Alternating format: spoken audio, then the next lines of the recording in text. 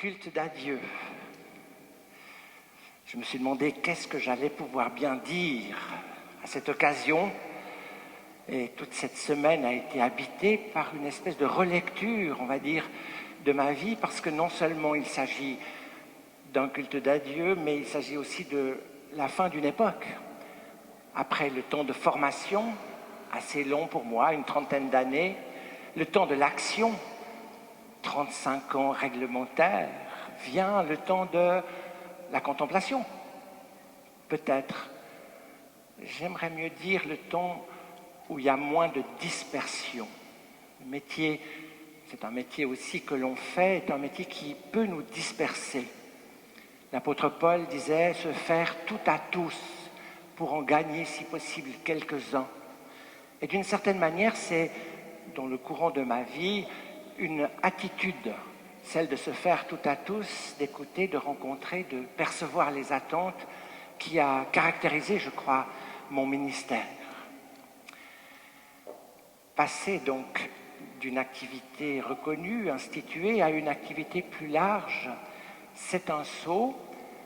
Je me réjouis de le vivre. Et cette semaine, je me disais quelle serait la parole qui pourrait caractériser tout le cheminement depuis l'âge conscient, depuis 10-12 ans jusqu'à maintenant. Et j'ai trouvé une parole, cette parole dite par l'apôtre Paul. Il y a de bonnes choses chez l'apôtre Paul. Cette parole, vous l'avez entendue, elle vous a été lue tout à l'heure, c'est ce mot « qu'ai-je que je n'ai reçu ». Qu'ai-je? Il faut l'apprendre, hein. Il y a de l'émotion là. C'est bien ça, qu'ai-je que je n'ai reçu? Cette parole, elle me donne cette base continue dans ma vie. Et effectivement, il y a de quoi chercher une base continue. Parce que pendant toute cette existence, j'ai tenté de répondre d'abord à la vocation. Nous avons entendu dans le prophète Ésaïe ce texte « L'Esprit du Seigneur est sur moi pour annoncer la bonne nouvelle de la grâce ». Alors moi, je ne suis pas allé dans les prisons, je ne suis pas allé dans les hôpitaux, mais j'ai essayé d'être habité par cette proclamation de la grâce, du pardon. C'est pourquoi j'ai choisi dans l'évangile de Jean ce texte qui nous dit que par le Christ, nous avons reçu grâce sur grâce. La loi est venue par Moïse, la grâce et la liberté et la vérité par le Christ. Et j'ose espérer que vous avez pressenti que ce message de grâce était le message principal dont j'ai été l'objet. Que n'ai-je que je n'ai reçu? C'est important de voir ça parce que dans ma propre vie, j'ai aussi eu tendance à vouloir aller un peu plus vite que la musique. Et un psaume me parlait beaucoup, c'était ce psaume qui dit « Le zèle de ta maison me dévore ». Je ne sais pas si vous connaissez ce psaume-là, c'est assez beau. On est comme saisi, comme transporté. Le zèle de ta maison me dévore. Et c'est cette parole-là qui caractérise Jésus quand il chasse les marchands du temple. Le zèle de ta maison me dévore. J'ai été de ceux qui, à temps et à contre-temps, ont essayé de partager cette nouvelle. J'ai été de ceux qui ont dit, qui ont entendu travailler avec crainte et tremblement à votre salut, car c'est Dieu qui met en vous le vouloir et le faire. J'ai été habité d'un feu dévorant qu'il a fallu maîtriser. Ça ne s'est pas toujours passé, mais quand je regarde en arrière, je me dis que n'ai-je que je n'ai reçu. Commencer par la vie. C'est vraiment pour moi la plus belle métaphore de la grâce. On ne demande rien à personne, on arrive et les bébés débarquent. La vie comme symbole de la grâce, comme si on avait une carte blanche. Pas tout à fait, on en a parlé une fois à Noël. La vie qui nous est donnée, la grâce. La grâce ensuite de vivre dans un milieu qui ouvre aux valeurs spirituelles, dans cette espèce d'incubateur spirituel qu'est la vallée de Joux, ces terres au-dessus de 1000 mètres, dit-on, où l'esprit souffle plus volontiers parce que plus près du ciel. La grâce de pouvoir avoir rencontré des témoins forts, des pasteurs, des hommes, des femmes qui ont réussi à me communiquer cette fameuse grâce. Et là, j'en avais parlé aussi lors de la Réforme.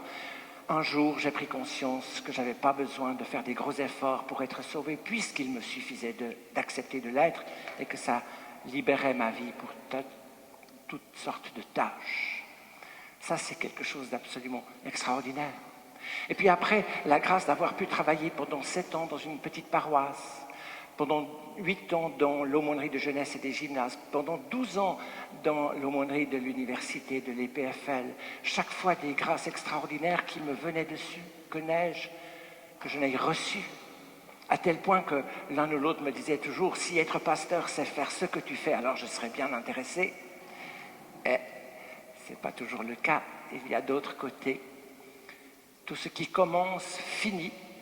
Heureusement d'ailleurs, parce que par le fait qu'on sait que ça va finir, ce qui est difficile à vivre paraît moins lourd, et ce qui est agréable à vivre paraît plus digne d'intérêt et d'attention. Que n'ai-je que je n'ai reçu? 3 conséquences à cette phrase. La première, c'est, à mon avis, la louange qui en ressort, l'émerveillement. Je te loue, ô Dieu, disait le Christ, de ce que tu as caché ça aux sages et aux intelligents et que tu l'as révélé aux petits qui sont partis de rien. Je te loue. C'est des exultations, c'est de la louange, c'est de l'adoration. Et vous savez bien que dans la vie, si on regarde ce qui va bien, ça nourrit ce qui va bien.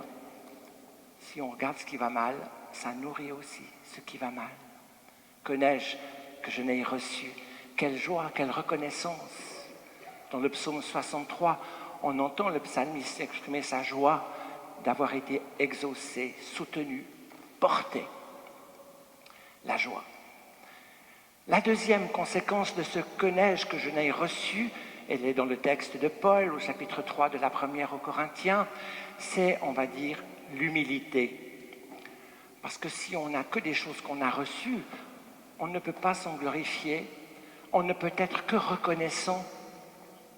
Et ça, c'est très fort, être dans l'humilité et dans la reconnaissance. Il y a une forme de vie là. Mais la difficulté, c'est que pour pouvoir être dans cet état, il faut accepter de ne pas savoir. Or, vous le savez bien, c'est tellement difficile. On dit toujours « je sais, je sais ».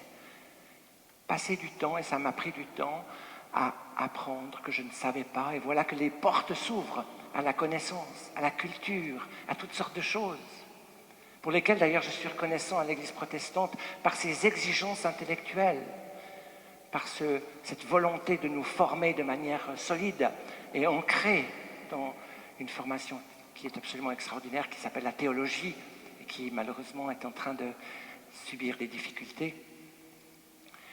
La reconnaissance, la louange, l'humilité, et puis la reconnaissance aussi, mais de manière plus large, parce que quand on n'a que des choses qu'on a reçues, on est exactement les uns les autres au même niveau, en fait. Il y a donc une espèce de démocratie dans cette phrase-là. Ce n'est pas qu'il y a des gens qui ont plus reçu que d'autres, peut-être, mais c'est parce que nous sommes tous en mesure, si nous lisons notre vie, de se dire « Que n'ai-je que je n'ai reçu ?» Chacune de notre existence peut devenir louange, humilité, reconnaissance et finalement témoignage, parce qu'il s'agit de vivre ce qui nous fait vivre. Et moi j'ai essayé, vous l'avez entendu aussi, de dire ce que je fais et de faire ce que je dis, avec des faiblesses, mais avec cette volonté. J'aimerais juste terminer ce moment, qui est évidemment un peu émouvant pour moi, en vous disant quelque chose de très très très personnel, quelque chose qui me fait un petit peu friser les cheveux, quelque chose d'irrationnel. Alors je suis un être très rationnel, et c'est ça qui me plaît dans la théologie protestante. C'est un secret, vous ne le direz à personne.